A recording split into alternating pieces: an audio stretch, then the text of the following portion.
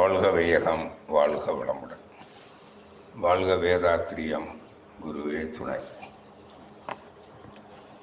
ஆன்மீக கல்வியை பட்டய கல்வியாக கற்றுக்கொண்டிருக்கின்ற சகோதர சகோதரிகளே, உங்கள் அனைவரையும் பெருமதிப்போடு வணங்கி வாழ்த்தி வரவேற்று இந்த வகுப்பினை தொடர்கிறோம். இது ஆன்மாவை அறிவதற்கான ஒரு கல்வி, ஆன்மீக கல்வி. ஆன்மான்னா மெய்ப்பொருள். அதை இறைவன், கடவுள், தெய்வம், தான் என்றெல்லாம் சொல்லுவோம். தன்னை அறியும் கலை, கடவுளை அறியும் கலை, அறிவை அறியும் கலை, இதெல்லாம் கடவுளுக்கு பேர், அறிவுலாம் பேர். இதெல்லாம் உங்களுக்கு தெரியும். மகரிஷி கூட சொல்லுவாங்க, மனவளக்கலைன்னா என்னன்னா தன்னையோ கடவுளையோ அறியும் கலை, தன்னை அறியும் கலை, செல்ஃப் ரியலைசேஷன், கடவுளை அறியும் கலை. அத திருமூலர் சொல்றார், தன்னை அறிய தனக்கு ஒரு கேடில்லை, தன்னை அறியாமல் தானே கெடுகின்றான், தன்னை அறிந்து இன்பமுற வெண்ணிலாவே ஒரு தந்திரம் நீ சொல்ல வேண்டும் வெண்ணிலாவே. இப்போ எல்லாரும் எப்படி வாழணும்னு நினைக்கிறோம்?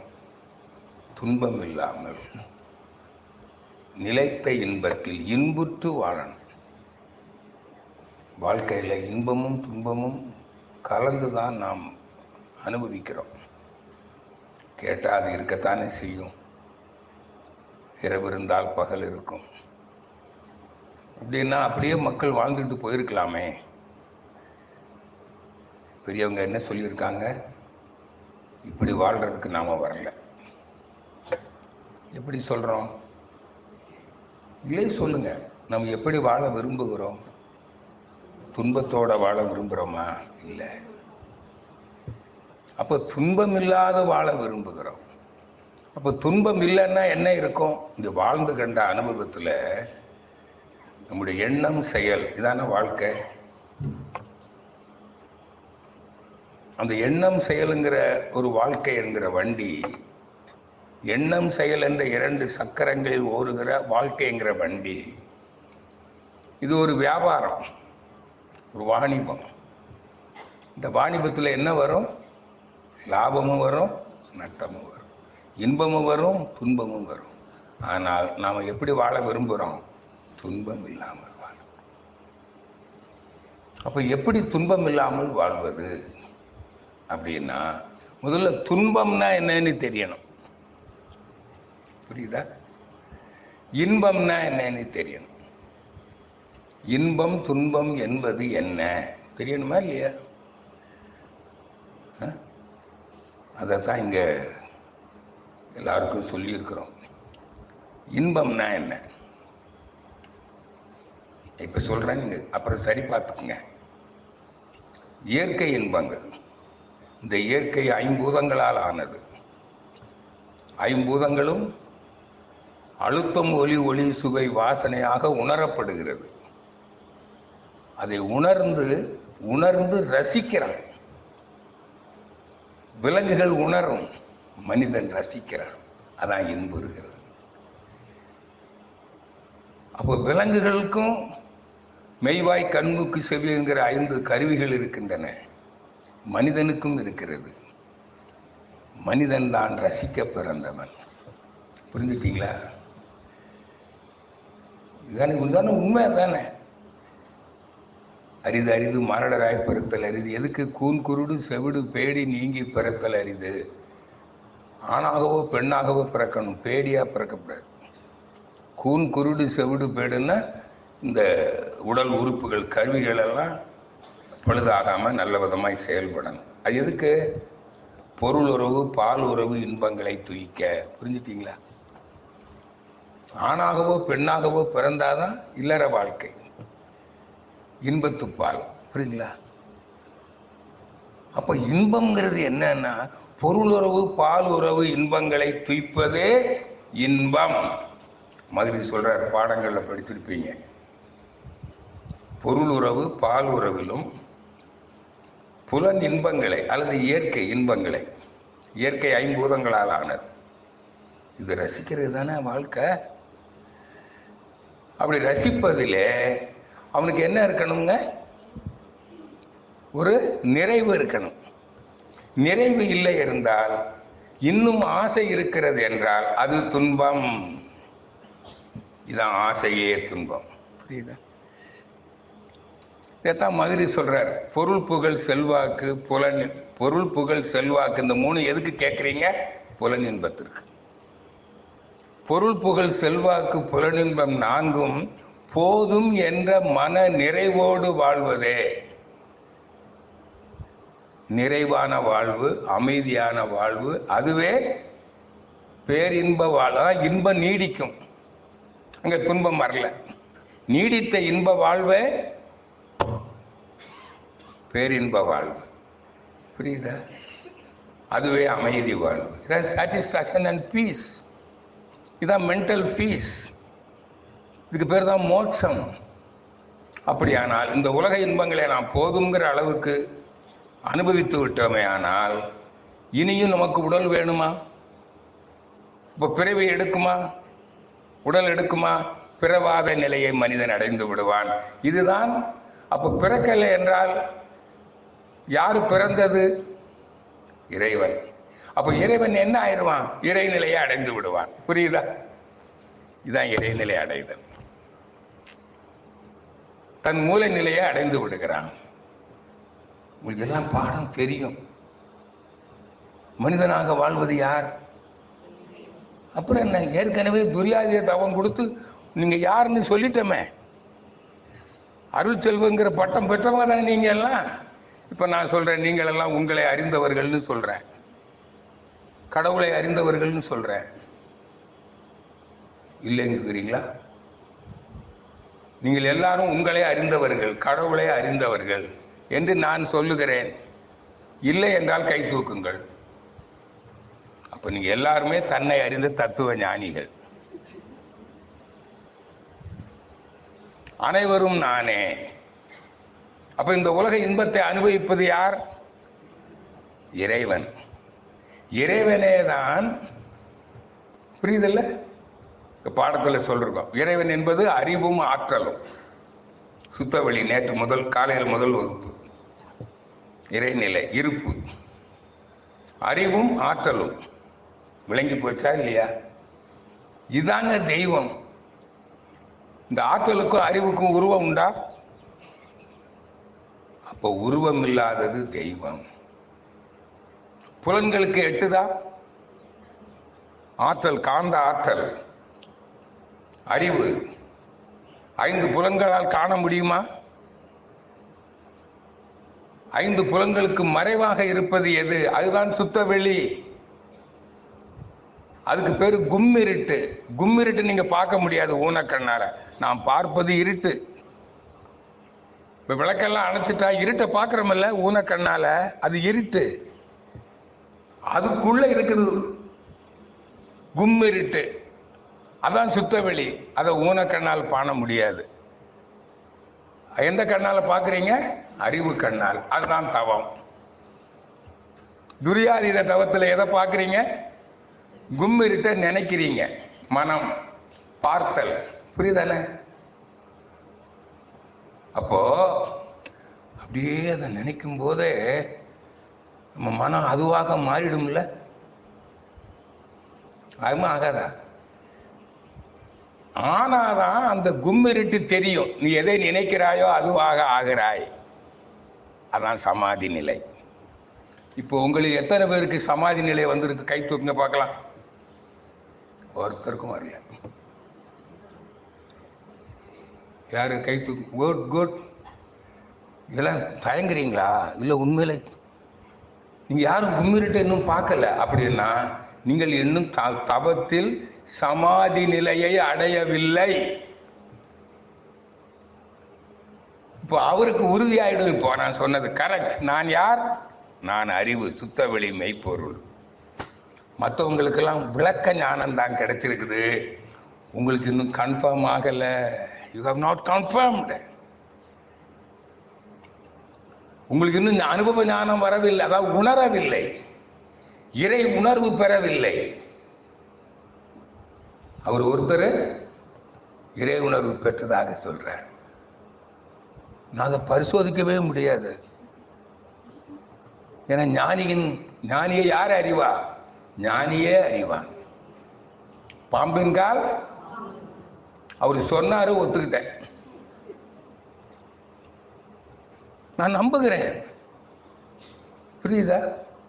ஆனா அவர் தன்னை அறிந்தவர்னா அது அவருடைய அறிவு நிலை இருக்குமில்ல. ஞானம்னா என்ன, இன்பம்னா என்ன, துன்பம்னா என்ன என்பது அவருக்கு தெரிந்திருக்க வேண்டும்.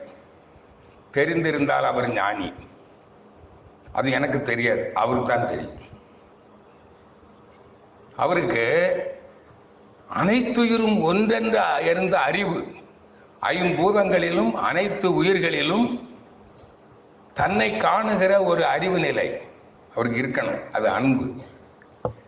அனைத்துயிரிலும் அனைத்திலும் அனைத்து உயிர்களிலும் தன்னை காணுகிற ஒரு அறிவு நிலை அன்பு. அனைத்துயிரும் ஒன்றென்று அறிந்த அடிப்படையில் கடமைகளை ஆற்றும் பண்பே அன்பு. அந்த அன்பு அவருக்கு மலர்ந்திருக்க வேண்டும். மறந்திருக்கணும். அவர் சொன்னதை பார்த்தா இருக்கா இல்லையான்னு அவருக்கு தான் தெரியும், எனக்கு தெரியாது. புரியுதா? அப்ப ஞானிக்கு என்ன அடையாளம் புரியுது? இன்னொன்னு என்ன இருக்காது? ஆசை இருக்காது. 6 குணங்களும் இருக்காது. தன்முனைப்பும் 6 குணங்களும் இருக்காது.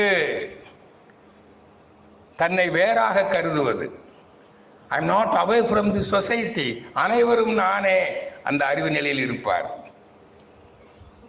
நான் இயற்கையில் ஒரு பகுதி. am I right? I am not away from the nature. இதுதான் ஞானியினுடைய நிலை. இயற்கையை முழுமையாக அறிந்த அறிவு ஞானம். அப்ப ஞானிக்கு என்ன அடையாளம்? இன்பம் துன்பம் என்பது என்ன என்று தெரியும். அப்பதான் அவன் துன்பம் இல்லாமல் வாழ்வான். புரியுதா? இப்ப அவனுக்கு ஆசை இருக்குமா?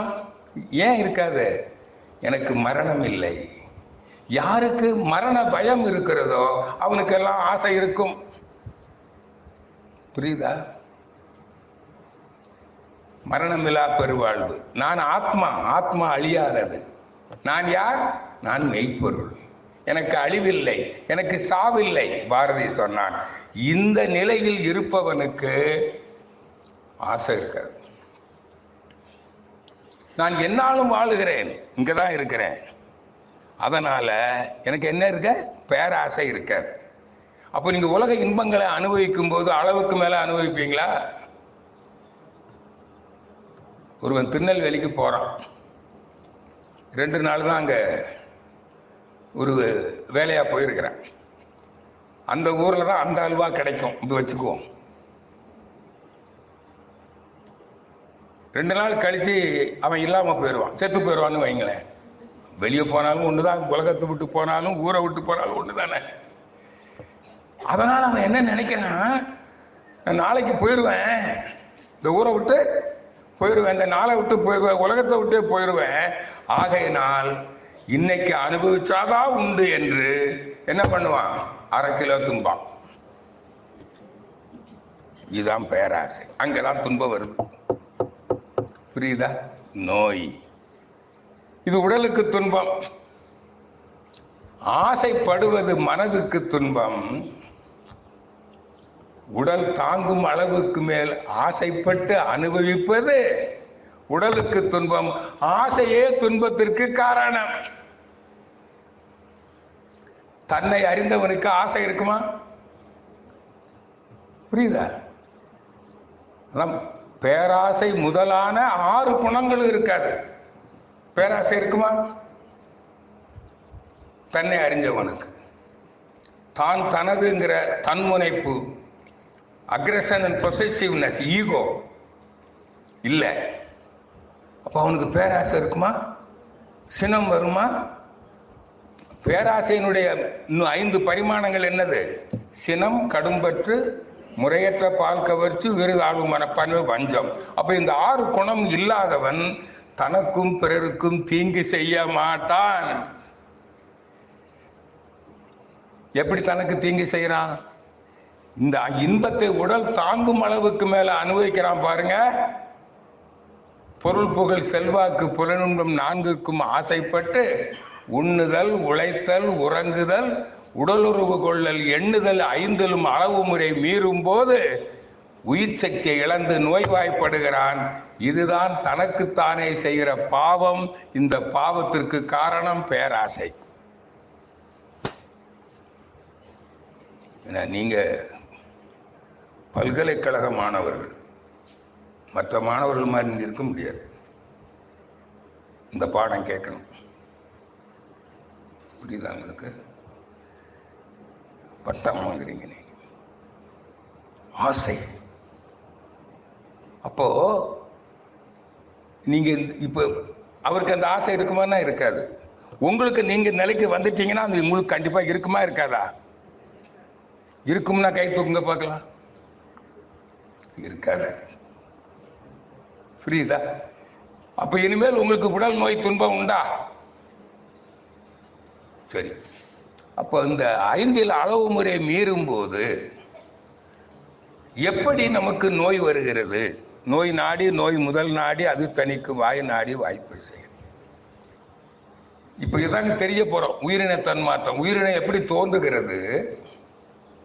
அந்த பாடத்தை கரெக்ட் பண்ணா பேசுறேன். இப்ப நான் முதல் 2 வகுப்புல பார்த்துட்டீங்க. இறைநிலை, பேராற்றல், பேரறிவு. அது நொறுங்கி துகள்களாகி விண்ணாகி காற்றாகி நெருப்பாகி நீராகி மண்ணாகி வான்காந்தத்துல அழுத்தம், ஒளி, ஒளி, சுவை, வாசனைங்கிற 5 விளைவை கொடுக்கும் சடப்பொருள்களாக இருக்கிறது.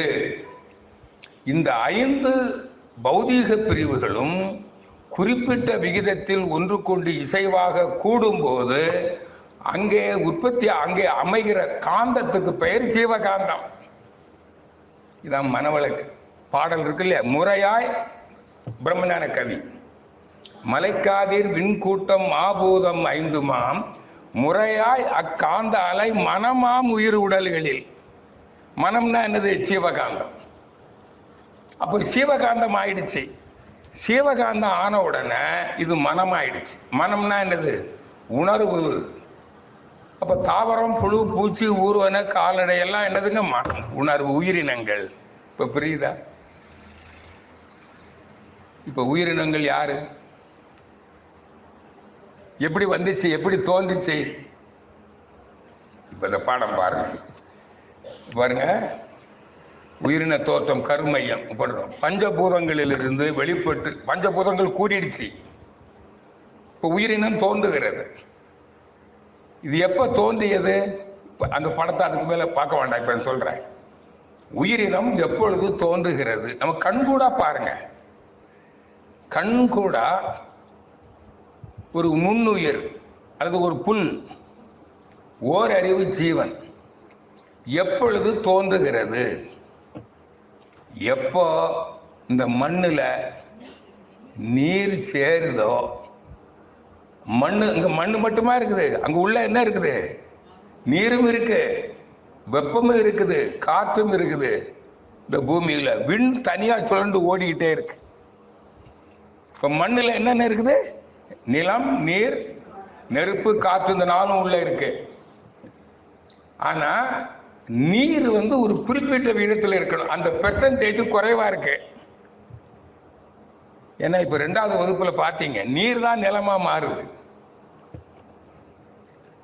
விண்ணு தான் காற்றா மாறுது. விண்ணு எப்படி வந்தது? காந்த துகள்களின் தொகுப்பு. நான் நடத்துற பாடம் காலை 2 வகுப்பு தொடர் வகுப்பு. புரியுதுங்களா? அப்போ நல்லா தெரியும் உங்களுக்கு. இப்போ மண்ணுல என்னென்ன இருக்கு? ஒண்ணுக்குள் மண்ணுக்குள் நீர், நீருக்குள் வெப்பம், வெப்பத்துக்குள் காற்று, காற்றுக்குள் விண்ணு. அப்ப காற்றுல ஹைட்ரஜன்ல அந்த விண் சுரண்டுகிட்டு இருக்குது. எதை? எலக்ட்ரான் புரோட்டான சுத்துது. அது தனி விண் அல்ல. இது போக விண்கலம் இருக்குது. இது காற்று. தனித்து இயங்குற விண். அது எப்படி இருக்குன்னு பார்த்தோம். ஒரு இடத்துல நிற்காது. சுழல் வேகம் கணக்கிட முடியாது. அது போகிற வேகம் யாரும் கணக்கிட முடியாது. காற்றுக்குள்ளும் நீருக்குள்ளும் நெருப்புக்குள்ளும் மண்ணுக்குள்ளும் இரும்புக்குள்ளும் நுழைஞ்சு ஓடிக்கிட்டே இருக்குது. நம்ம உடம்புக்குள்ள ஓடிக்கிட்டே இருக்குது. சுழலுது, உள்ள போகுது, வெளியில போகுது. அதுல ஒரு சில துகள்களை பிடிச்சு வச்சுக்குது. எதனால? வித்து குழம்பு இருக்கிறதுனால. பேட்டரி செல் இருக்குது, உள்ள கெமிக்கல் இருக்குது. சார்ஜ் போடுறீங்க, பிடிச்சு வச்சுக்குது. அந்த வேதிப்பொருள் இல்லைன்னா பிடிச்சு வைக்காது. அதான் நம்ம உடம்பு இருக்கிற பயோ கெமிக்கல், வித்து குழம்பு, விந்துநாத சக்தி. புரியுதா? இப்போ அது இருக்கிறதுனால இப்ப சொல்றோம், வெளியிலிருந்து வருகிறது. உணவு ஜீரணமாகும் போது உணவுல இருந்து வருகிறது. உயிர் விண் சுவாச காற்று மூலமா வருது. உடலுக்கு வெளியில இருந்து அணு சிதைவு ஏற்படுகிறது. அண்டங்களில நட்சத்திரங்கள் கோள், அது போக பிரபஞ்ச காந்த பிரபஞ்சத்து வருது. விண்கலம், மகா ஆகாசம் படிச்சிருக்கீங்களா இல்லையா? சக்தி கலாங்கிறீங்க. இப்போ விண்கலத்தில் இருந்தும் பூமியின் நடு கோள்களின் மையப்பகுதியில் இருந்தும் காற்று மூலமும் உணவு மூலமும் நம் உடலுக்குள் உயிர் துகள்கள் வருகிறது. அதை பிடித்து வைப்பதற்கு வித்து குழம்பு இருக்கும் வரை அதை பிடித்து வைக்கும். அப்போது சுழண்டு ஓடும். இப்பதான் 5 பூதங்களும் சேருது. அப்பதான் உணர்வு வருது. இப்ப உயிர் போயிடுச்சு. ஒருத்தர் செத்து போயிட்டார், உயிர் போயிடுச்சு. உணர்வு இருக்குமா? மனம் இருக்குமா? இங்க ஜீவகாந்தம் இருக்குமா? காந்தம் இருக்கும், வான்காந்தம் இருக்கும், சடப்பொருள். புரியுதா? அப்ப சடம் புரிஞ்சு போச்சுல.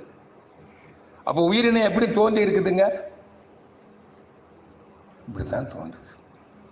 இப்ப மண்ணு தோன்றிய பிறகுதான் உயிரினம் தோன்ற முடியும்.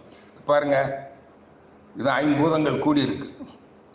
காந்த சுழற்சி ஓட்டம் ஓடுது, போலாரிட்டி அமையுது, கருமையம் அமையுது, காந்த மையம். அதான் நியூக்ளியஸ். ஒவ்வொரு செல்லுலையும் இருக்குதா இல்ல? கருமையம் இருக்குமா இல்லையா? ஒவ்வொரு செல்லுக்கும் நுண்ணுயிருக்கும். இதுதான் ஒரு செல், நுண்ணுயிர். நுண்ணுயிர் எப்ப தோன்றிச்சு? மண்ணு தோன்றிய பிறகு. முதல்ல மண்ணு தோன்றதுனால என்ன இருந்தது இந்த பூமியில? நீர்க்கோளம். பாத்தீங்களா பாடம்? 2வது வகுப்பு பாத்தீங்களா? நீர்க்கோளம். அதுக்கு மேல வாயு கோளம், நெபுலாஸ், பிரபஞ்ச தன்மாற்றம். பாத்தீங்கல்ல? நீர்க்கோளத்துக்கு அப்புறம் தான் நிலம் வருது. அப்ப நிலத்தோட என்ன சேர்ந்துரும்? அந்த நீர் சேர்ந்துருது. நிலத்துக்குள்ள என்ன இருக்குது? நீரும் இருக்கு, வெப்பமும் இருக்குது, காற்றும் இருக்குது. நீர் சேர்ந்த உடனே அங்க உயிரினம் தோன்றுது. ஏன்னா அந்த கடலுக்குள்ள இருக்கிற நுண் துகள்கள் அங்க ஓடுமா இல்லையா? உள்ள கடலுக்குள்ள அது இந்த அணு கூட்டத்துக்குள்ள வந்து சிக்கன ஒண்ணு பிடிச்சு வச்சுக்குது. இதுதான் உயிரின தோற்றம். சடப்பொருள்ல இருந்து உயிர் பொருள் எவ்வாறு தோன்றியது? இப்போ உங்களுக்கு புரியுதா? புரியலையா? புரியலன்னா நீங்க தவம் பண்ணலன்னு அர்த்தம். மூளை உறங்கிக்கிட்டே கிடக்குன்னு அர்த்தம். தவம் மூளைக்கு சிந்தனை திறனை கூட்டி கொடுக்கும். மூளையினுடைய காந்த மின்சார ரசாயன தன்மையை திருத்தி அமைக்கும் பயிற்சியே தவம். எதுக்கு தவம் நடத்தணும்? பிறகு பாடம் நடத்துறேன். தவம் நடத்தணும், தவம் நடத்த முடிஞ்ச பிறகு போகலாம் வகுப்புக்கு. தவம் ஆரம்பிச்ச உடனே எங்க புரியும் உங்களுக்கு? இனியாவது உறங்காதீங்க. ஒருத்தர் சொன்னார், உங்க வகுப்புனா ஒருத்தரும் உறங்க மாட்டோம்னு. சொல்ல முடியாது. அப்பவும் உறங்குவாங்க, நான் பார்த்துருக்கிறேனே. அது முன் வரிசையில் உட்கார்ந்து உறங்கும். நான் 46 வருஷமா பாடம் நடத்திக்கிட்டு இருக்கிறேன். 46 years. புரியுதா? ஆனா நீங்க யாருமே தூங்கல. ரொம்ப மகிழ்ச்சியா இருக்கு. எல்லாருக்கும் புரிஞ்சு போச்சு. இப்போ புரிஞ்சு போச்சா இல்லையா? என்ன புரிஞ்சு போச்சு? தூங்க கூடாதுன்னு தெரிஞ்சு போச்சு.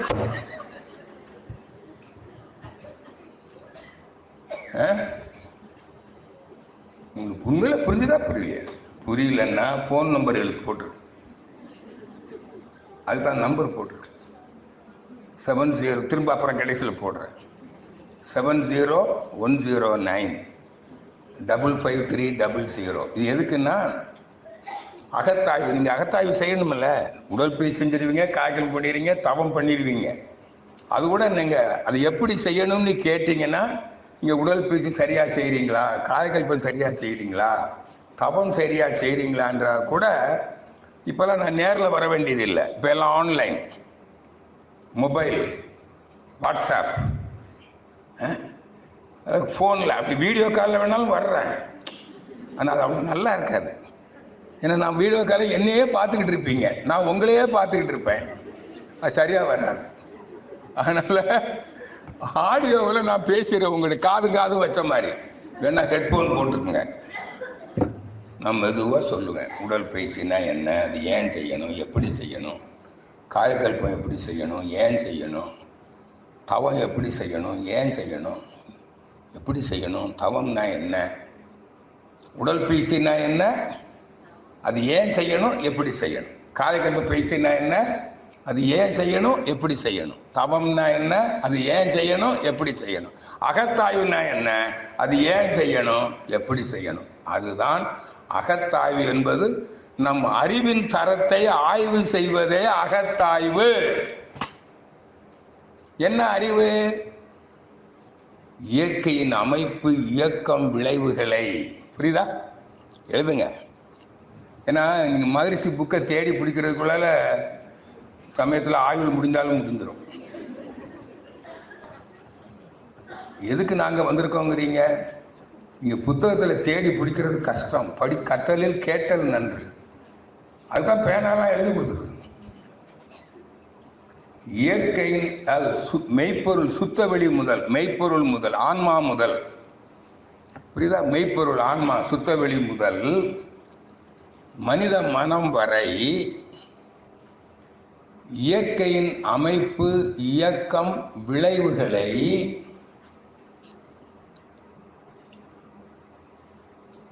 சிந்தித்து விளங்கிக் கொள்வதே அகத்தாய்வு. சிந்தித்து விளங்கிக் கொள்வது, அண்டர்ஸ்டாண்டிங், புரிதல். இயற்கையின் சுத்தவெளி முதல் மனித மனம் வரை. இப்ப எண்ணம் மாறா, இதெல்லாம் அதுதான். எண்ணத்தை பற்றி எண்ணம்னா என்ன புரியுதில்ல? ஆசை, சீரமைத்தல், சினம், இதான் மன இயக்கம். புரியுதில்ல? அப்ப சுத்தவெளி முதல் மனித மனம் வரை இதான் இயற்கை. இதுக்கு மேல இயற்கைன்னு ஒண்ணுமே இல்லை. இதான் கடவுள், இதான் கடவுள். எல்லா மதமும் இதுதான் கடவுள்னு சொல்லுது. உலக மதங்களுக்கெல்லாம் தாய் மதம் எது? சொல்லுங்க பார்க்கலாம். உலக மதங்களுக்கெல்லாம் தாய் மதம் எது? தெரியாதா? சைவ சமயம், தமிழருடைய சைவ சமயம். அதான சொல்லுது, இறைவனுக்கு உருவம் இல்லை, அறிவும் ஆற்றலும் லிங்கம், 5 தல நாகம், நாம சிவ. அந்த 5 தான் 5 விளைவை கொடுக்கிற வான்காந்தம், அது ஐங்கரத்தான். 6 விளைவை கொடுக்கிற ஆறுமுகன். இப்பதானே 5ஆம் தேதி வந்துச்சு, தைப்பூசம்.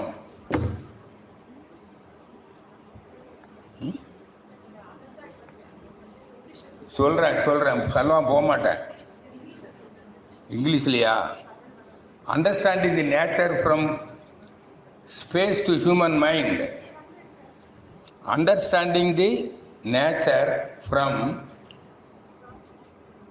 ஸ்பேஸ், ஸ்பேஸ்னா வெளி, டு ஹியூமன் மைண்ட்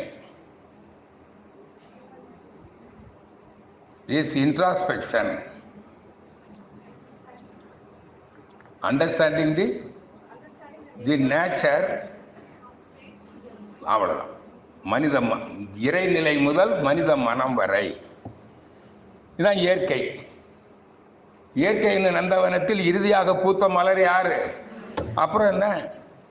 அப்போ are you away from the nature? ஒரு மரத்துல பூ வந்திருக்கு, நான் மரத்துக்கு அந்நியமாக இருக்கிறேன், எனக்கும் மரத்துக்கும் சம்பந்தமே இல்லை. இப்படி நடிச்சாதான் புரியுது உங்களுக்கு. இதுதான் நேரில் பாடம் கேட்கணுங்கிறது. வீட்டுக்கு போன உடனே என்னோட நடிப்பு அங்கே தெரியுங்களா உங்களுக்கு? மறந்துடுவீங்களா? ஐயோ நல்ல சூப்பராக வகுப்பு எடுப்பார் சார், ஆடி பாடி வகுப்பு எடுப்பாரு. புரியுதா? அப்போ நல்லா புரிஞ்சுங்க. இயற்கையின் அமைப்பு, இயக்கம், விளைவுகளை சுத்தவெளி முதல் மனித மனம் வரை அது என்ன சொல்றது? The formation, function and result. The form அது அமைப்பு, formation, function and result. The formation of the nature, function and the result of nature from space to human mind is introspection. That is ஞானம். Understood? That is ஞானம். தெளிவாக விளங்கிக் கொண்ட அறிவே ஞானம். தெளிந்த அறிவே. புரியுதா? புரியுதான்னு சொன்னா, ஆமான்னு சொன்னா நீங்க ஞானி ஆயிட்டீங்கன்னு அர்த்தம். அப்போ புரியலன்னு சொன்னா கவலையே படாதீங்க, போன் நம்பர் இருக்கு. ஆனா ராத்திரி 10 மணிக்கு மேல 9 மணிக்கு மேல கூப்பிட்டீங்கன்னா நான் எடுக்க மாட்டேன். காலையில் 9 மணிக்கு முன்னால கூப்பிட்டாலும் எடுக்க மாட்டேன். இந்த வேற வேலையே இல்லையா எனக்கு? இந்த வீட்டை மாட்ட பெர்மிஷன் வாங்கணும்.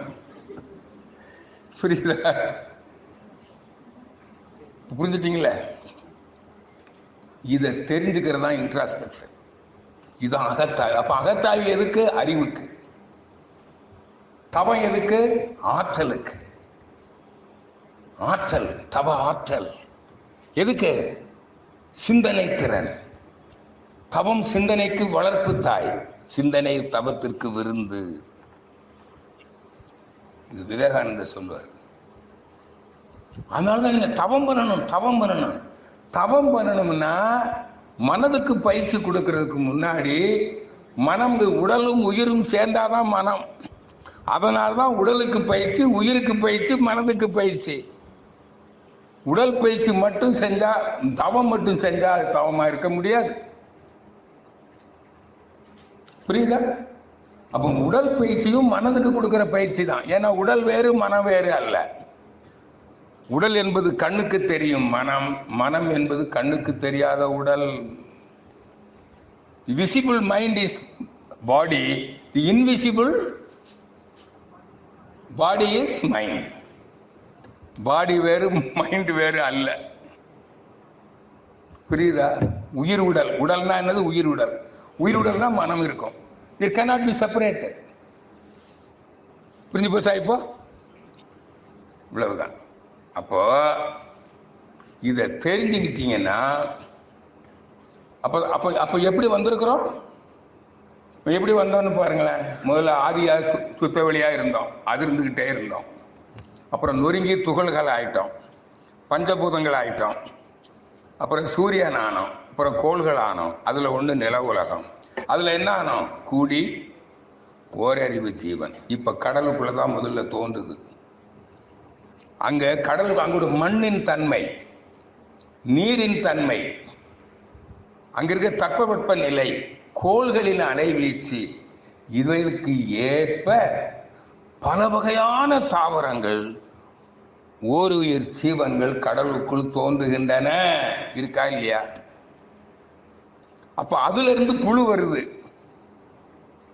இது நீதி. இறைவனே தான் வருகிறான். வானாகி மண்ணாகி ஊனாகி உயிராகி புல்லாகி புழுவாகி. நல்லா தெரியுது. தாவரத்துல தாவர செல்லு தான் தரம் மாறி நகருது, அது புழு. அதே தாவரத்தை சாப்பிடுது. புரியலையா? அந்த புழுவுக்கு தான் கால்கள் குறைகிற போது, கால் குறைஞ்சி ரெக்கை வரும்போது, கால் குறைஞ்சா பூச்சி, கால்கள் வந்தா பூச்சி, காலில் தோல் மட்டும் இருந்தா புழு. நகர்றதுக்கு கால் இருந்தா பூச்சி, பறக்கிறதுக்கு ரெக்கை இருந்தா வண்டு. புரியுதா? அப்ப அதுல புழுவுக்கு என்ன வந்துடும்?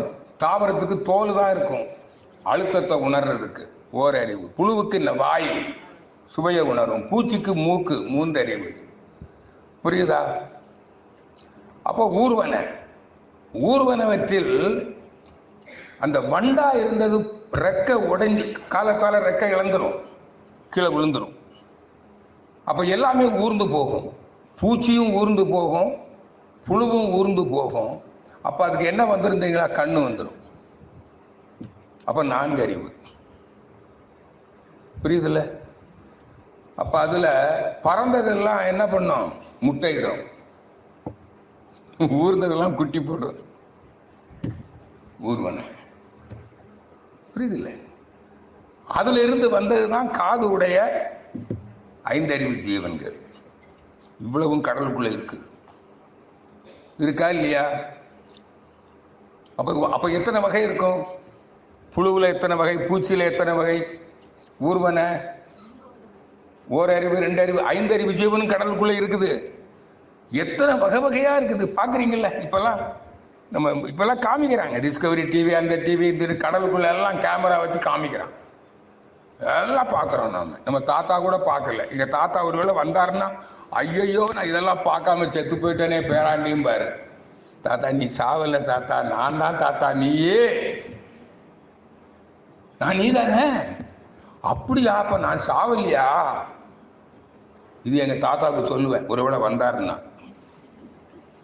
புரியுதா? உங்களுக்கு புரிஞ்சு போச்சா இல்லையா? உங்க தாத்தா எங்க இருக்காரு? உங்க அப்பா அம்மா எங்க இருக்காங்க? உங்க பிள்ளைகள்கிட்ட நீங்க இருக்கீங்க. ஐயோ நான் செத்து போயிடுவேனே, என் பிள்ளை யார் பாப்பா? உன் பிள்ளைய நீ தானே. புரியுதா? புரியுதுல்ல? இப்போ உங்க அப்பா அம்மா சாகிற நேரத்தில் ஐயோ நான் சாக போறேனே, அப்ப நீங்க என்ன சொல்லுவீங்க? அம்மா நீ சாகலம்மா, நான் தாம்மா நீ. பாரு டிஎன்ஏ அது மாதிரி இருக்குது. தோத்தம் கூட நான் ஒன்ன மாதிரியே இருக்கிறேன். எங்கம்மா சாவுற? பிறவி தொடருகிறது தொடருகிறது தொடருகிறது. இந்த பூமியில வாழ்ற இந்த உலகம் உள்ள அளவும் இன்னும் கோடான கோடி ஆண்டுகளுக்கு இந்த உலகத்தில் வாழப்போவது யார்? நான் தான் வாழப்போகிறேன். நான் யார்? நான் கடவுள். எனக்கு சாவு உண்டா? பாரதி சொன்னான். இப்படி பேசுறதுனால தான் எனக்கு வேதாத்திரிய பாரதின்னு வேற ஒரு பட்டம் கொடுத்துருக்காங்க, கௌரவ பட்டம். நீங்க பாரதி மாதிரியே பேசுறீங்க சார். தெய்வ நீ என்று உணருங்கிறீங்க, தெய்வம் பல பல சொல்லி பகை தீய வளர்க்கும் மூடர்கள்ங்கிறீங்க. இப்படிதான் பேசினார் பாரதி. அறிவு ஒன்றே தெய்வம் அறிவிலிகால்ங்கிறார். வேதங்கள் அறிவு ஒன்றே தெய்வம் என்று சொல்வது உங்களுக்கு புரியலையான்னு கேட்கிறார் பாரதி. அஞ்சுவதேன் துணிந்துரைப்போம் அறிவேதான் தெய்வம் என்கிறார் வேதாத்திரி. அறிவுக்கும் உருவம் இல்லை, தெய்வத்துக்கும் உருவம் இல்லை. நீங்கள் யார்? நான் என்பது அறிவு, சுத்த வெளி மெய்ப்பொருள். புரியுதா இப்போ? சரி, இப்போ அங்க வாங்க. தாவரம் இங்க வந்தாச்சு. எங்க வந்துச்சு? கடலுக்குள்ள. இந்த மண் என்ன ஆகும்? வளர்ந்து வளர்ந்து வளர்ந்து வளர்ந்து நீருக்கு மேல மேல தூக்கிடும். அப்போ பிரளயங்கள் வரும்போது என்ன ஆயிடும்? தண்ணிக்குள்ள இருந்த நிலப்பகுதி மேல தூக்கிடும். அப்படி வந்ததுதான் இந்த இடம் எல்லாம். அதான் மலைகள்ல கூட கடல் வாழ் சீவன்களுடைய டெட் செல்ஸ் இருக்குன்னு கண்டுபிடிக்கிறோம். அப்ப இந்த மலை, இந்த நீர், இந்த நிலப்பகுதி இதுக்கு முன்னால எங்க இருந்தது? இப்ப இங்க மழை பெய்யுது. இதே புல் பூண்டு வருமா வராதா? வருதா வரலையா? அப்படி வந்ததுலதான் ஏராளமான தாவரங்கள் வகை வகையா அங்கங்க உள்ள தட்பவெட்ப நிலை, குளிர் பிரதேசத்துல ஒரு மாதிரி, வெப்ப பிரதேசத்துல ஒரு மாதிரி, பாலைவனத்துல ஒரு மாதிரி, மலைகள்ல காடுகள்ல வருதா இல்லையா? மண்ணின் தன்மை கரிசல் மண்ணில் ஒரு மாதிரி வருது, செம்மண்ணில் ஒரு மாதிரி வருது. வெறும் மண்ணா இருந்ததுன்னா அங்க பயோகெமிக்கல் இல்லை, ரசாயனங்கள் இல்லை, வரமாட்டேங்குது. சீவ ரசாயனங்கள் இல்லை. அப்புறம் உரம் போட வேண்டியிருக்கு. அப்பதான் உயிரினம் வரும், தாவரங்கள் வரும். புரியுது? அப்ப சீவ ரசாயனங்கள் இருக்கணும் மண்ணுல, மண் வளம். புரியுதில்ல? அப்புறம் நீர் சேர்ந்தா வந்துடுது. பாத்தீங்கல்ல? அப்ப எத்தனை வகையான தாவரம் இருக்கு நிலப்பகுதியில? புழு, பூச்சி, ஊர்வன, கால்நடைகள் இருக்கா இல்லையா? அப்போ இந்த கால்நடைகள்ல அந்த ஊர்வனை 2 ஊர்வனை சேர்ந்த போது அதுல பிறந்த ஒரு குழந்தைக்கு தான் என்ன ஆச்சு? குட்டிக்கு, குஞ்சிக்கோ குட்டிக்கோ காது வந்துருச்சு. அது ஐந்தறிவு ஜீவன். அந்த காது உடைய ஐந்தறிவு ஜீவன் மனிதனை ஒத்தது. அது மனிதனை ஒத்த விலங்கு. அதை நரசிம்மம்னு சொல்லலாம், குரங்கினம்னு. இப்ப விஞ்ஞானிகள் அது குரங்கு வகையை சேர்ந்த ஒரு ஆண் பெண். அது கூடி வந்ததுல பிறந்ததுதான் என்னது? மனிதன். மூளைத்திறன் மாறுது, வடிவம் உடம்புல. ஆதி மண்ணு நம்மள மாதிரி இப்படியா இருந்திருப்போம். உடம்பெல்லாம் இது முயிரா, இது முடி, முகமெல்லாம் இவ்வளவு அழகா இருந்திருக்காது. நம்ம தாத்தா பாட்டியை விட நம்ம அழகாம இருக்கமா இல்லையா?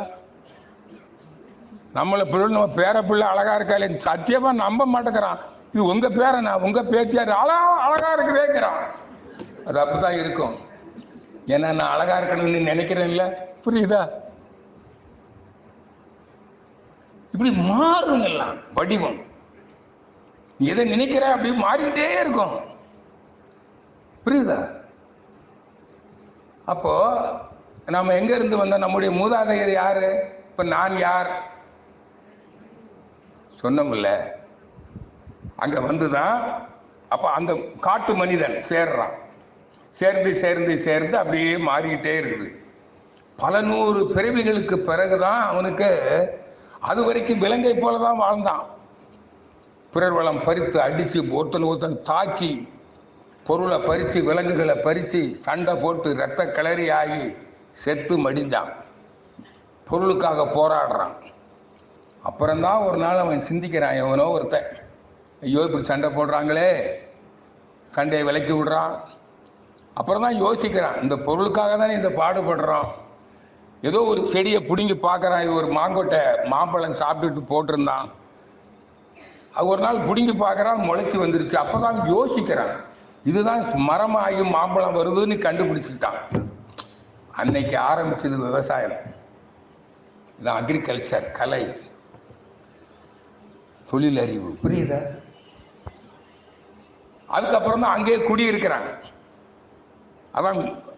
அதுதான் இங்க என்ன சொல்லியிருக்காங்க வைணவ சமயத்துல, இது மச்சாவதாரம், கூர்ம அவதாரம், நிலத்துல வாழ்றது, வராக அவதாரம், நிலத்தை தோண்டி சார். அப்புறம் என்னதுங்க? இது விலங்கிலிருந்து மனிதன், வாமன அவதாரம். அது உண்மை அல்ல, சரித்திரம் அல்ல. அது உண்மையை விளக்குவதற்கு சொல்லப்பட்ட புராணம், புனையப்பட்ட புராணம், புரியுதா? அப்ப வாமன அவதாரம். அதுக்கப்புறம் என்ன வந்தது? கலப்பை போட்டான். இல்ல ஒருத்தன் பரசுராமன்கிறான். சரி ரைட், அப்படியே இருக்கட்டும். என்ன பண்ண பரசுராமன்? கோடாரி. எதுக்கு? அவன் அதுக்கப்புறம் குடும்பமா வாழ்றான் ஒரு இடத்துல. குகையில வாழ்ந்தான் குடும்பமா. புருஷன் முதல்ல புருஷன் பொண்டாட்டிக்கே கிடையாது. அவன் பாட்டுல போயிட்டான் ஊர் மேடா. இந்த அம்மா குழந்தைய பெற்றது, வளர்க்கறதுக்கு பாடாப்படுது. அப்புறம் தான் ஒரு நாள் சொல்லுது, ஏங்க வாயா, இந்த பிள்ளைய ஒரு நாள் தானே எனக்கு பிள்ளை பிறந்த, என் பாட்டில் விட்டுட்டு போற, என் கூட இருந்து இந்த பிள்ளைய வளர்க்கணும்னு அந்த பொம்பளை தான் என்ன பண்ணா, பிடிச்சி வீட்டுல உட்கார வச்சா. அப்பதான் குடும்பமே அமைஞ்சது. அப்ப குடும்பம் யாரால அமைஞ்சது? உங்களாலதான். அதான் குயின்ஸ் ஆஃப் கார்டன், குடும்ப தலைவி, இல்லத்து அரசி. ஆம்பளைக்கு பேரு இல்லத்து அரசன் இல்ல. எவ்வளவு பெருமை பார்த்தீங்களா? இப்படிதான் குடும்பம் வந்தது. அப்புறம் தான் விவசாயம் வந்தது. அது மகரி சொல்வார், முதல்ல வந்தது விவசாயம். ஒரு பயிர் தொழில் பண்றான், 3 மாசம் ஆகும் பலன் வர்றதுக்கு. அங்க வெயிட் பண்ணணும்ல, காத்திருக்கணும்ல. அப்ப எங்க காத்திருப்பான்? குகையில் இருக்க முடியுமா? குகைக்கும் விவசாயம் பண்ற இடத்துக்கு தூரமா இருக்கும். அப்ப அந்த இடத்துல ஒரு கொட்டகை போட்டிருப்பான். அதான் அறிவு. அதனால பலராமன் அவதாரத்துக்கு பிறகுதான் பரசுராமன் அவதாரம் என்று வந்திருக்க வேண்டும். ஞாபகப்படுத்துறேன், நான் தமிழ்நாடு அரசு இந்து அறநிலையத்துறையில வேலை பார்த்து கோயில் கோயிலா அலைஞ்சி சொல்லி பார்த்தேன் சார். ஒரு பயலும் கேட்கல. ஏதோ பென்ஷனை வாங்கிட்டு வந்துட்டேன். வந்து 23 வருஷம் ஆச்சு ரிட்டையர் ஆகி. அவங்களுக்கும் புரியுற மாதிரி தெரியல. இன்னும் இப்படிதான் சொல்லிட்டு இருக்காங்க. பரசுராமனுக்கு அப்புறம் தான் பலராமன். சரி போப்பா போ. பரசுராமனுக்கு அப்புறம் என்னதுங்க? அப்புறம் தொழில் வந்தாச்சு, பொருள் வந்தாச்சு. புரியுதுங்களா? அப்ப அந்த பொருளை பாதுகாக்கணும்ல. ஒருத்தர் பறிப்பான். விலங்கு குணம் என்னது? பறிக்கிறது. அப்போ ஒருவருடைய வாழ்வு உரிமையை, பொருள் ஈட்டி பொருளை காத்து வாழ்வதற்கான அந்த உரிமையை ஒருத்தன் பறிக்க கூடாது. பறிக்காதிருப்பதற்கு பாதுகாப்பு அளிப்பதுதான் அரசின் கடமை. இதான் நம்ம கவர்மெண்ட். ஒருவருடைய உரிமையை ஒருத்தன் பறிக்க கூடாது. ஆனா நம்ம கவர்மெண்ட் பறிக்கிறதுக்குன்னே வந்துருக்கு. இந்த அறிவு இல்லாம நாம அவனுக்கே திரும்பவும் ஓட்டு போடுறோம். இவன் எங்க போய் முட்டிக்கிறது? அதான் போட்டேன்.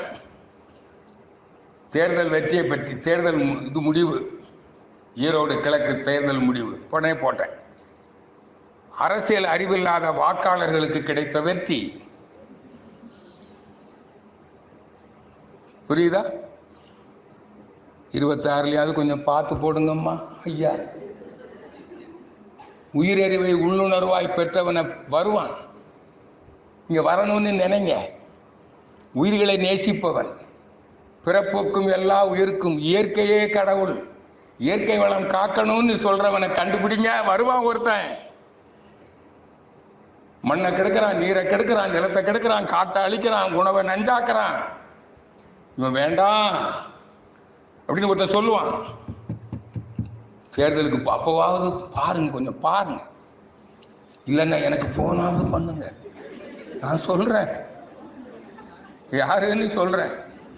வருவான், கண்டிப்பா வரும். மகிரி சொல்லியிருக்கா, உலகில் உள்ள பொறுப்புடைய தலைவர் எல்லாம் உயிரறிவை உள்ளுணர்வாய் பெற்றவர்கள் ஒரு நாள் ஆட்சி பொறுப்புக்கு வருவார்கள்.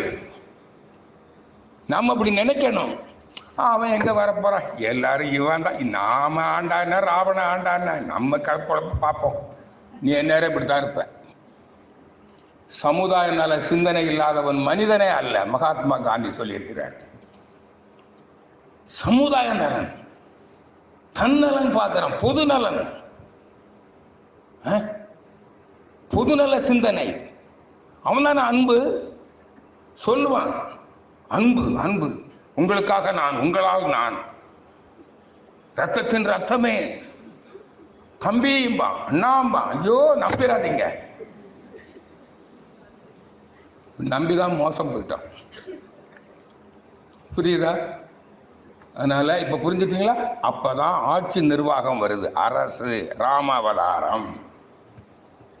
சரி, இப்ப பாதுகாப்பு வந்தாச்சு, பொருள் வந்தாச்சு, குடும்பம் வந்தாச்சு, உரிமை பாதுகாப்பு. இவன் என்ன செய்யணும்? உலக இன்பங்களை அனுபவிக்கணும். மகிரி சொல்றாருல, பொருள் ஈட்டல், பொருளை காத்தல், புலன் இன்பங்களை அனுபவித்தல், எல்லோரும் இன்புற்று வாழ உதவுதல். இதுதான் வாழ்க்கை.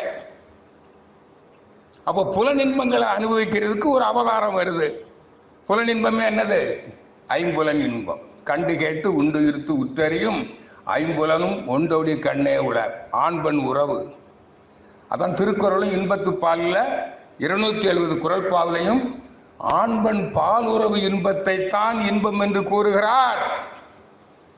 அதை குறிப்பிட வந்ததுதான் கிருஷ்ண அவதாரம். புரியுதா? நான் உண்மையில கிருஷ்ணன் ஒருத்தர் இருந்து நிறைய பெண்களை கல்யாணம் பண்ணிட்டு அலைஞ்சாருன்னு நினைக்கிறீங்களா? நான் கூட அங்கே போனேன், மதுராவுக்கு. இங்கே தான் கிருஷ்ணன் வாழ்ந்தாரு. அப்போ இங்கே ஏதோ ஒரு மரத்தை காமிச்சாங்க, இங்கே தான் அவர் கோபியர்களோட விளையாடினாருன்னாரு. அப்படியா? ரொம்ப சந்தோஷம், நீங்களும் விளையாடுங்கன்ட்டு வந்துட்டேன். புரியுதா? கிருஷ்ணன் எப்படி வாழ சொன்னான்? பகவத்கீதையில சொல்றான்ல, எப்படி வாழணும்? உயிர்களை நேசித்து, ஒழுக்கம், கடமை, ஈகை என்ற அறநெறிகளை கடைப்பிடித்து வாழ். எல்லா கடவுள் அவதாரங்களும், வைணவமா இருக்கட்டும், சைவமா இருக்கட்டும், எல்லா அவதார கடவுள்களும் மனிதன் எப்படி வாழ வேண்டும்? உயிர்களை நேசிக்கணும். ஒழுக்கம், கடமை, ஈகை என்ற அறநெறியை கடைப்பிடித்து வாழ்பவன் இன்புற்று வாழ்வான். நீ முரணாக வாழ்ந்தால் உன்னை தண்டிப்பேன்.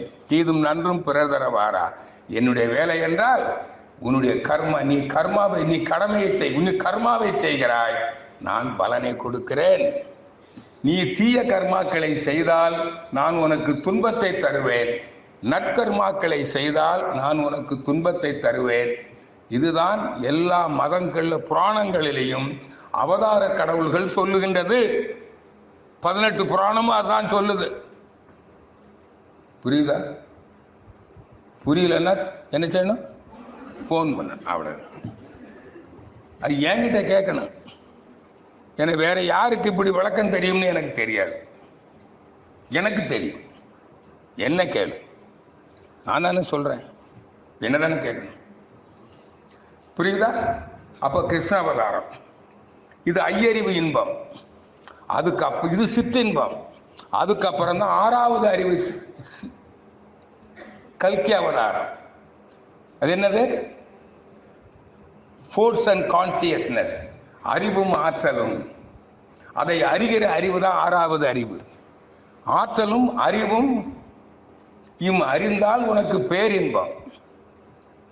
தன்னை அறிந்தால், கடவுளை அறிந்தால். அப்ப ஆற்றலை எப்படி காமிக்கிறது? வேகம் குதிரை, விவேகம் கடிவாளம் உட்கார்ந்து. கல்கி. புரியுதா? இப்ப கல்கின்னா என்ன? வேகமும் ஃபோர்ஸ் அண்ட் கான்சியஸ்னஸ். அந்த மெய்ப்பொருளை அறியும் அறிவே 6வது அறிவு. அதிலே ஒரு இன்பம் இருக்கிறது, அதுதான் பேரின்பம். தன்னை அறிந்தவனுக்கு அவன் சிற்றின்பத்தில் என்ன பண்ணுவான்? அளவோடு அனுபவிப்பான். உலக இன்பங்களிலே அளவு கிட்டும். ஏனென்றால் சிறிது நேர இன்பம். பேரின்பம் கிட்டிவிட்டால் சிற்றின்பத்தில் அளவு காப்பான், துன்பம் இல்லை. புரியுதா? உலக இன்பங்களிலே அளவு கிட்டும்னு புரியாது. இதை கவியில படிச்சீங்களா? உண்மை. இப்ப புரிஞ்சு போச்சா? இப்ப நாம எந்த அவதாரத்தில் இருக்கிறோம்? அறிவு நிலையில. கிருஷ்ண அவதாரமா கல்கி அவதாரமா? கல்கி அவதாரம். யாராவது நான் தான் கல்கின்னு சொன்னா நானும் கல்கி தான் சொல்லுங்க. புரியுதா? கிருஷ்ண அவதாரம் அது இங்க வராது. அது அங்க இன்பத்துல மயங்கி துன்பத்துல கிடக்கும். ஐயறிவு வாழ்க்கை துன்பம். புரியுதா? மயங்கி விடுவான் மாயையில. இதுதான் இந்த உயிரின தன்மாற்றத்திலிருந்து நீங்கள் தெரிந்து கொள்ள வேண்டிய உண்மை. இப்ப பாருங்க, முதல்ல வெளி, அப்புறம் என்ன வந்தது? விண், காற்று, அழுத்த காற்று, அது நெருப்பு, நீர், நிலம், தாவரம், புழு, பூச்சி, ஊர்வன, கால்நடை, மனிதன். இப்ப மனிதன் எப்படி வந்தான்னு தெரிஞ்சு போச்சா? தெரியலையா? நான் யார்? நான் கடவுள். எல்லாரும் கடவுள் தானே, இல்லையா? சரி, இப்ப அடுத்த கேள்வி. இப்போ வந்த உடனே என்ன ஆச்சு? அன்பு மலர்ந்து விட்டது. யூனிவர்சல் லவ், சம உணர்வு. அப்ப பகை இருக்குமா? தான் தனதுங்கிற எண்ணம் இருக்குமா? தான்கிற அகந்தை இருக்காது. அகந்தை இருந்தா பற்று, பொருள் பற்று, மக்கள் பாசம், பற்று வந்துடும், ஈகோ. தான் தனது. அப்ப இங்க இருக்கிற இயற்கை வளமெல்லாம் யாருக்கு? எனக்கா நமக்கா? இப்படி தெரிஞ்சிட்டா, இப்ப பொருள் ஈட்டி தானே புலன் இன்பங்களை அனுபவிக்கத்தானே வந்தான் மனுஷன். மனிதனாக வந்தது நோக்கம் என்ன? பொருள் ஈட்டி, அதுக்கு தகுந்த உடல் அமைப்பு, தொழில் செய்து இயற்கை வளங்களை வாழ்க்கை அனுபவ பொருள்களாக மாற்றுகிற ஒரு சிறந்த உடல் அமைப்பும் அறிவுத்திறனும் உள்ள ஜீவனே மனிதன். அப்ப பொருள் ஈட்டுவான்ல. பொருள் யார் ஈட்டணும்? எல்லாரும் ஈட்டணும். ஆனா அதுக்கு ஒரு உடல் தகுதி இருக்குது, அறிவு தகுதி இருக்குது, ஒரு 18 வயது. அப்ப அதுவரையில பெற்றோர்களோ சமுதாயமோ ஈட்டி கொடுக்கும். நீ 18 வயசுக்கு ஆன பிறகு நீ எல்லாரும் ஏதாவது ஒரு தொழில் செய்யணும். அவரவருக்கு ஒரு தொழிலை கத்துக்கிட்டு உழைச்சி பொருள் ஈட்டி உற்பத்தி செய்து அந்த பொருளை என்ன பண்ணணும்? அன்பு இருக்குது அவனுக்கு, எல்லாருக்கும் கொடுத்துருவேன். உழைக்க தெரிஞ்சவன் தெரியாதவன் உழைக்கிற எல்லாருக்கும் பகிர்ந்து கொடுத்துருவேன். அப்போ சமுதாயத்துல யாருக்காவது பொருள் பிரச்சனை இருக்குமா? புரியுதா? அந்த பகிர்ந்து கொடுப்பதை தனி மனிதனா கொடுக்க முடியுமா? யாருக்கு தேவைன்னு கண்டுபிடிக்க, அதுக்கு தான் அரசாங்கம். அதான் எல்லாரும் எல்லாமும் பெற வேண்டும். அப்போ ஆட்சியாளர்கள் மக்கள் மீது அன்பு உள்ளவர்களாக இருந்தால் அதிகமா சம்பாதிக்கிறவங்க கிட்ட வரியை வாங்கி அரசாங்க நிர்வாகத்துக்கு போக மீதிய மக்களுக்கு செலவு பண்ணணும். அவன்தான் உண்மையான அன்புள்ளவன், மக்களை நேசிக்கிற அரசியல் தலைவன். நம்ம நாட்டில் இப்போ அப்படி ஆளு இல்லை. ஏதோ கொஞ்ச நாள் முன்னாடி காமராஜர்னு ஒருத்தர் இருந்தார், அதுக்கு பின்னால எம்ஜிஆர் கொஞ்சம் பரவாயில்ல, அதுக்கு பின்னால வந்ததெல்லாம் என்ன பண்றது, ஒன்றும் பண்ண முடியாது. புரியுதா? இப்போ அதான் மகிழ்ச்சி சொல்றாரு, உயிரறிவை உள்ளுணர்வாய் பெறுதல் வேண்டும், அறிவறிந்தோர் எண்ணிக்கை பெருகி பெற வேண்டும், அன்பு அறிவறிந்தோர் அறக்கல்வி இளைஞர்களுக்கு எளிதில் கிட்ட வேண்டும், அறிவறிந்தோர் உள்ளுணர்வின் ஆழ்ந்த கருத்தெல்லாம் ஆட்சி முறையில் மலர்ந்து உலகம் உய்ய வேண்டும். அதான் மகரிஷி இந்த வாழ்க்கை துறைகளில் ஒன்று அரசியல், சுகாதாரம், பொருளாதாரம், அரசியல், விஞ்ஞானம், ஆன்மீகம். அரசியல் மனித வாழ்க்கையில் ஒரு ஒரு அங்கம், 5 அங்கத்தில் ஒன்று. அப்போ இந்த அரசியல் அறிவு நமக்கு வேணுமா வேண்டாமா? அரசியல் அறிவு இல்லைன்னா இப்படிதான் இருக்கும். பொருள் பிரச்சனை இருக்கும், அப்போ உறவு பிரச்சனை இருக்குமா இருக்காதா? அன்பு இருந்தா சண்டை போடுவானா? இப்ப நான் சொல்ற மாதிரி ஒரு வாழ்க்கை அமைஞ்சிட்டா இங்க யாருக்காவது பொருள் பிரச்சனைக்கு யாருக்காவது இலவசம் கொடுக்கணுமா? ரேஷன் கடை இருக்குமா? ஒண்ணு இருக்காது. புரியுதா? பொருள் பிரச்சனை இருக்காது. ஏழை செல்வங்களை இடைவெளி, அண்ணாந்து மகர மாளிகை கட்டி இங்க கோல குடிசையில் இருக்கிறான். ஏழை செல்வந்தருக்கு உள்ள இடைவெளி நெருங்கி இருக்கும், சின்ன வித்தியாசம் இருக்கும். சில நாடுகள் இருக்கு. நான் சில அயல் நாடுகளுக்கு போயிருக்கிறேன், வளர்ந்த நாடுகளுக்கு. அந்தந்த நாடுகளை பற்றி நம்ம பார்க்குறோம், படிக்கிறோம். என் மகன் பல நாடுகளுக்கு போயிட்டு இருக்காரு. அவர்கிட்ட ஒவ்வொரு நாட்டிலும் அவங்க இந்த நாட்டுக்கு போனேன்னு சொல்லுடா, அந்த நாடு எப்படி இருக்குது என்ன, இதெல்லாம் கேட்பேன் நான். புரியுதுங்களா? எந்த நாட்டுக்கு போனால் அந்த நாட்டுடைய ஆட்சி எப்படி நடக்குது, பொருளாதார சமத்துவம், மக்கள் எப்படி இருக்கிறாங்க, எல்லாம் பாருங்க. பொருள் பிரச்சனை, திருடர்களே இல்லை பின்லாண்டில். No crimes. நீதிமன்றத்தில் எவனாவது குடிச்சிட்டு ரோட்டில் ஏதாவது லோலாய் பண்ணிட்டு கிடப்பானா, அவனை தூக்கிக்கிட்டு வந்து அங்கே சிறைச்சாலையில போலீஸ் ஸ்டேஷனில் பின்னால் ஒரு வீடு இருக்குமா, அங்கே உட்கார வச்சிருவாங்களாம். மனைவி மக்கள்லாம் வந்து சாப்பாடெல்லாம் கொடுத்துட்டு பேசி எடுத்துட்டு போகலாம். 2-3 நாள் கழிச்சு அவனா சொல்லுவானா, நான் இனிமேல் தப்பு பண்ண மாட்டேன். அடிக்கலாம் மாட்டாங்க, குண்டு கட்டா தூக்கிக்கிட்டு வருவாங்களாம். நம்ம நாட்டில் அப்படி இல்லை. சிக்கிட்டானா முதல்ல கையை காலை உடைச்சு தான் போலீஸ் ஸ்டேஷனுக்கு கொண்டு போவான். புரியுதுங்களா? அவ்வளவு அன்பு மக்கள் மேல.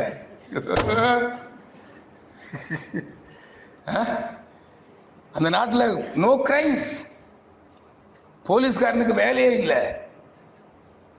15 வருஷம் என் பையன் போனா, அப்ப சொன்ன கேட்டேன், எத்தனை பேர் இருக்காங்க போலீஸ் டிபார்ட்மெண்ட்ல? 1500 போலீஸ். இப்போ அதே 1500 தான், வேலையே இல்லை. சரி, பொருள் பிரச்சனை இல்லைல்ல, அங்க ஏழை செல்வனுடைய இடைவெளி அங்க இல்லை, எல்லாருக்கும் இருக்காங்க. சண்டை சச்சரவு இருக்குதா?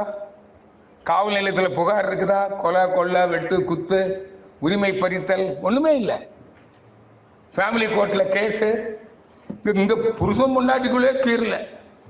சிவில் கிரிமினல் கோர்ட்டை விட எந்த கோர்ட்ல வழக்கு அதிகமா இருக்குது?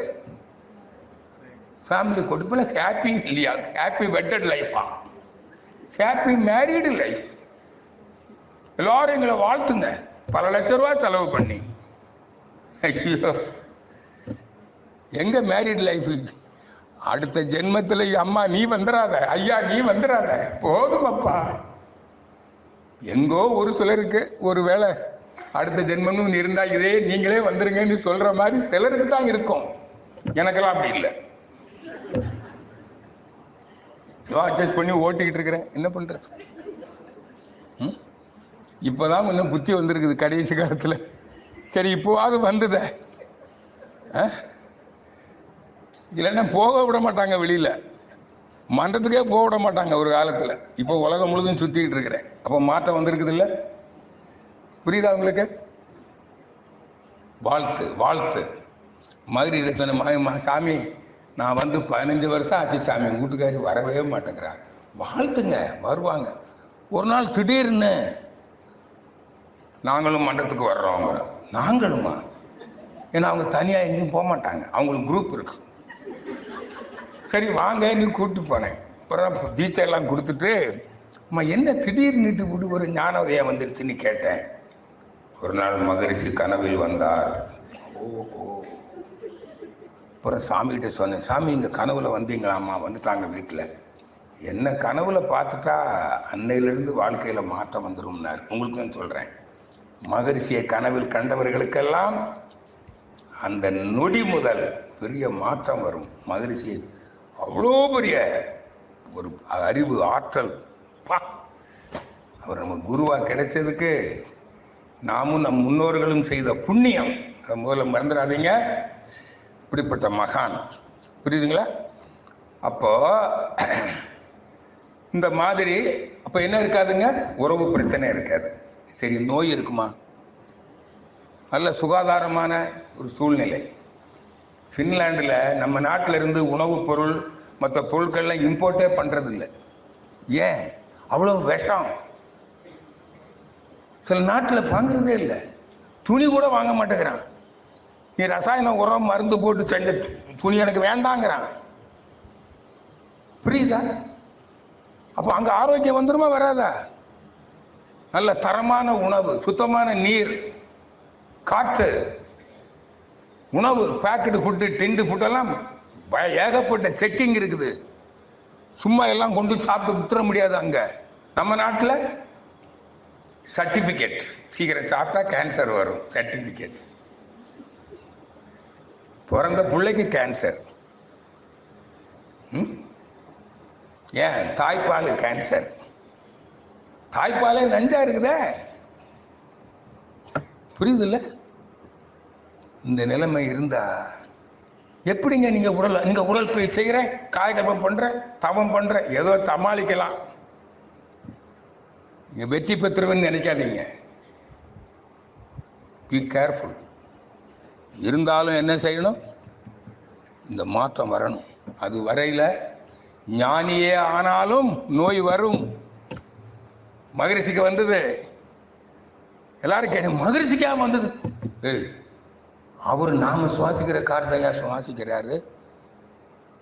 இந்த சோறை தான், இந்த உணவு தான் சாப்பிடுறாரு, இந்த தண்ணி தான் குடிக்கிறாரு. எனக்கு வர்ற மாதிரி அவருக்கு வருமா வராதா? தாங்கும் வரைக்கும் வயசானா வந்துடும். தாங்கும் சக்தி குறையுது. ஞானிகளுக்கும் நோய் வரும், மறந்துடாது. அதனால இப்ப புரிஞ்சுட்டீங்களா இந்த பிரம்மஞானம் எதுக்கு? அப்ப பாருங்க மக்கள் எப்படி வாழ்வாங்க.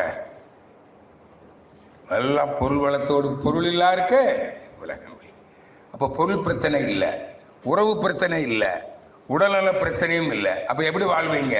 உடல் நலத்தோடும் பொருள் வளத்தோடும் நட்பு நலத்தோடும் உலக இன்பங்களை அனுபவிப்பீங்க. அளவோட ஆசைப்படாம அனுபவித்து மன நிறைவு பெறுவீர்கள். அதான் satisfaction and peace. am I right? இதுக்கு பேர் தான் மோட்சம். யாரை காண? சாமியை காண, கடவுளை காண. சாமியை கண்டா அப்ப எங்க போகணும்? சாமி எப்படி காண போறீங்க? தவம். ஐயப்பனை எப்படி காணலாம்?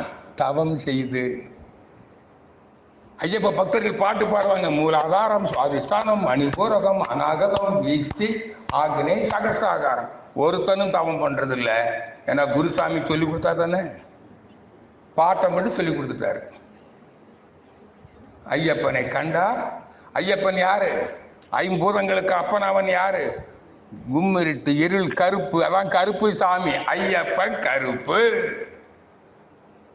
கருப்பு தான் சாமி. புரியுதா புரியலையா? இருள் தான் சாமி. இருளாக கண்ட பொருளல்லால் வேறு அறியேன். வானத்தில் மயிலாட கண்டேன், மயில் குயில் ஆச்சுதடி இருக்கிறார் வள்ளல் பெருமான். புரியுதா? இப்போ உங்களுக்கு எல்லாம் என்ன தெரிஞ்சு போச்சுங்க? நீங்க யாருன்னு தெரிஞ்சு போச்சு. இதுதான் பிரம்ம ஞானம். பிரம்மம்னா மெய்ப்பொருளே, சுத்த வெளியே, ஐம்பூதங்களாகி அண்டங்களாகி முறையாக கூடி புல்லாகி புழுவாகி பூச்சியாகி உறவு நோய் கால்நடையாகி மனிதனாக உள்ளது மலர்ந்தது உலகங்களாய் உயிரினங்களால். இயற்கை என்னும் நந்தவனத்தில் இறுதியாக பூத்த மலரே மனிதன் ஏன் வந்தான்? தன் எழிலை தானே ரசித்து இயற்கை வளத்தை இயற்கை எழிலை உள்ளதை உள்ளவாறும் உருமாற்றி தரம் மாற்றி அழகுபடுத்தியும் வாழ்க்கை துணையோடு அனுபவித்து எல்லோரும் இதுபோல் வாழ்வதற்கு உதவி வாழ்வதே வாழ்க்கை என்று தெரிந்து கொள்வதற்குத்தான் நீங்கள் இந்த டிப்ளமா படிக்கிறீங்க. சர்டிபிகேட் வாங்கினா போதாது. இப்ப எதுக்குன்னு தெரிஞ்சிட்டீங்களா? எல்லாருக்கும் அந்த ஞானம் கிட்டி விட்டதா? கிட்டவில்லை என்றால் என்ன செய்யணும்? ஆனா நீங்க உடல் பயிற்சி செஞ்சு காயக்கல்ப பயிற்சி செஞ்சு தவமும் செஞ்சு சிந்திக்கணும். சிந்திக்கும் போது உங்களுக்கு புரியலன்னா எனக்கு கேட்கணும். படிச்சு கேட்டு சிந்திக்க முடியலன்னா எப்ப கேட்கணும். தவமே பண்ணல. இப்ப நிறைய பேருக்கு கேட்டுக்கிறேன், காலையில் மட்டும் பண்ணுவேங்கிறாங்க, அப்ப எப்பாவது பண்ணுவேங்கிறாங்க, காயகல்பம் ஒழுங்கா அப்பப்போ பண்ணுவேங்கிறாங்க, தவம் பண்ணுவேன் அவ்வப்போது பண்ணுவேங்கிறாங்க. நீங்க சமாதி நிலையை அடைந்து விட்டீர்களான்னா இல்லையே, அடைய முடியும். 6 கடலோடு இணைந்தால்தான் அதுவாக மாறும். புரியுதா? இஞ்சியில காரம் இருக்கு, ஒரு துண்டு இஞ்சி தேன்ல ஊற போடுறீங்க, 4 நாள் 5 நாள் ஊற போட்டா அதோட மாறாது. அதிலே ஊற போடணும். உங்கள் அறிவை அதிலே ஊற போட வேண்டும். அதுக்கு ஊற போடுறதுக்கு தான் இறைநிலை தவம், பிரம்மஞான கவி. நான் உங்களை எல்லாம் அன்போடு கேட்டுக்கொள்கிறேன். இந்த பிரம்மஞான கவி நீங்க ஒரு நாளைக்கு எத்தனை முறை வேணாலும் அப்படியே மனப்பாடம் பண்ணிக்கிட்டு மனசுக்குள்ள பாடிக்கிட்டே இருங்க. முடிந்தா சத்தமா பாடுங்க, இல்லைன்னா மனசுக்குள்ளே பாடுங்க. பாடும்போது அதனுடைய பொருளை கவனியுங்கள். ஒரு நாள் நீங்கள் சமாதி அடைந்து விடுவீர்கள் என்று கூறி அனைவருக்கும் வாழ்த்துக்கள் தெரிவித்து நிறைவு பெறுகிறேன். நன்றி, மகிழ்ச்சி, வாழ்த்துக்கள். வாழ்க வளமுடன்.